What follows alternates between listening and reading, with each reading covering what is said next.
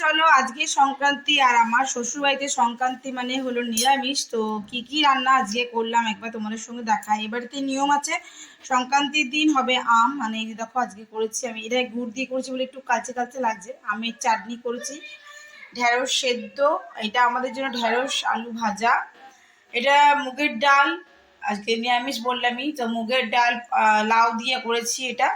আর এটা করেছি আজকে দই পটল। কেমন হয়েছে অবশ্যই জানি। যদি দই পটলের রেসিপি জানতে চাও তো প্লিজ আমাকে কমেন্ট বক্সে কমেন্ট করো, আমি অবশ্যই তোমাদেরকে একদিন এই দই পটলের রেসিপিটা করে দেখাবো।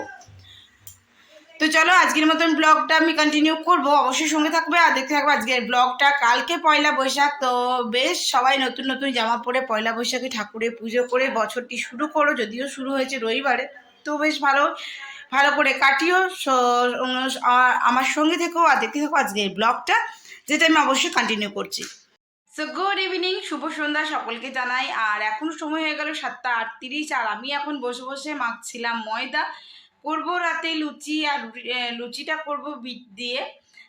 দেখো একটু লাল লাল দেখতে হচ্ছে, একটু অন্যরকম। তো আমার এখানে ময়দা মাখা হয়ে গেছে, বাকি ওবেলাকার সমস্ত তরকারি আছে। আর যেটা করব সেটা একটু সিমাই করব, দুধটা আমি গরম করে ফুটিয়ে ঠান্ডা হতে দিয়ে দিয়েছি। তো চলো এখন তো লুচি ভাজবো না, এখন 7:30 বাজে। তো তো এটা মেখে রাখা থাক, আর যখন ভাজবো তোমাদের সঙ্গে ভিডিওগুলো অবশ্যই কন্টিনিউ করবো, রাতের ডিনারটা কন্টিনিউ করব। তো অবশ্যই সঙ্গে থেকো।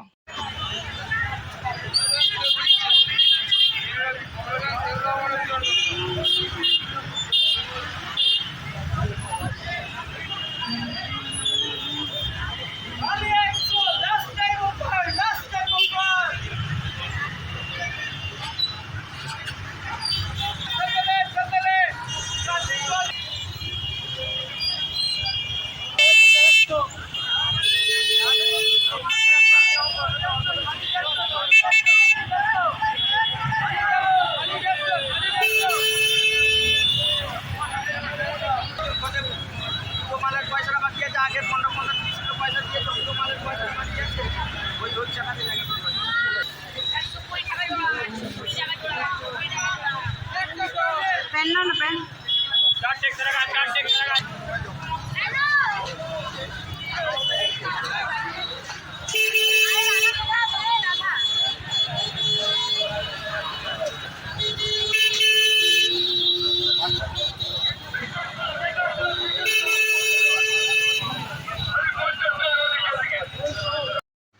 সেখানে আমার দেখুন লাল লাল লুচি ভেজে নেওয়া হয়ে গেছে, আর এখানে সিমাই বানিয়ে নেওয়া হয়েছে। তো এবার যা সকালে তরকারি ছিল সেগুলো দিয়ে চলো জিজ্ঞাসা করে দেখি।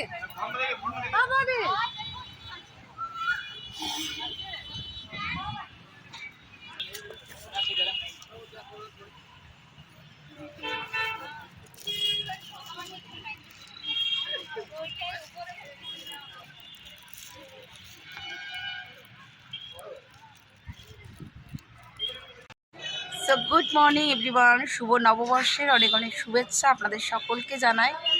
আপনাদের আগামী বছরটি ভালো কাটুক, সকলে সুস্থ থাকুন, ভালো থাকুন। আজকে শুভ নববর্ষ, আজকে আমরা চলে এসেছি, দেখতে পাচ্ছেন এখন আমরা শ্যাম মন্দিরে বসে আছি।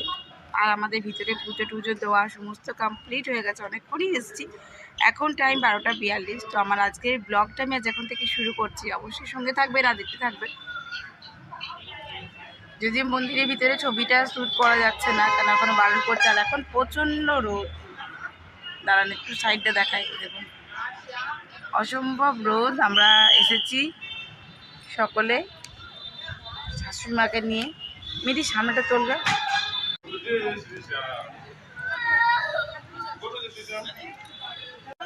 শেষ হয়ে গেল, আবার দুটোটা শেষ করিনি তো।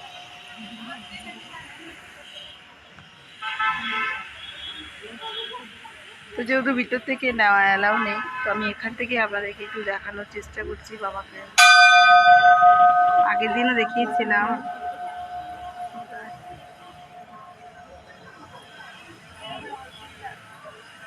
এটা হলো মিঠির আউটফিট। মিঠি আমার আউটফিটটা দেখিয়ে দে। আর এটা হলো আমার আউটফিট।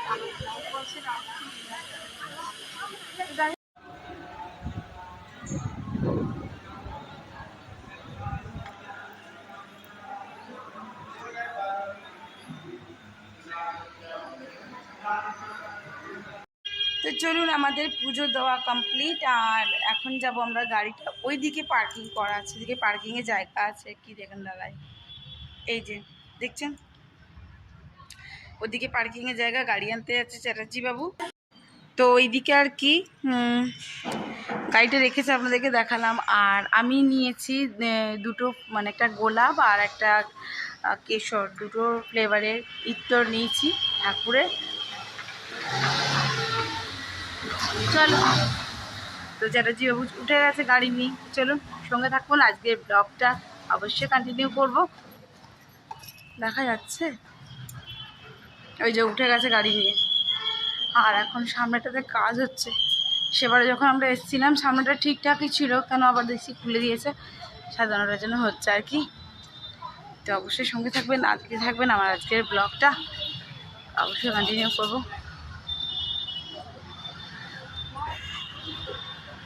তো চলুন যাওয়া যাক বাইরেটাতে।